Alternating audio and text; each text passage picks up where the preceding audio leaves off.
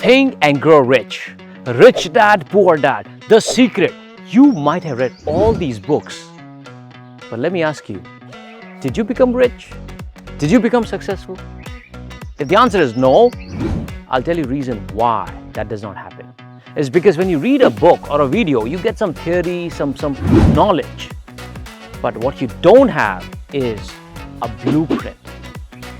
What is a blueprint? Which is a step-by-step process of taking anybody from wherever they are to achieving the desired result. I found that blueprint, and in the last 3 years, I went from being in a job, not knowing what to do in life, to becoming first millionaire in the family, best-selling author, TEDx and Joe Stock speaker. Now the question is, Dave, can I do it?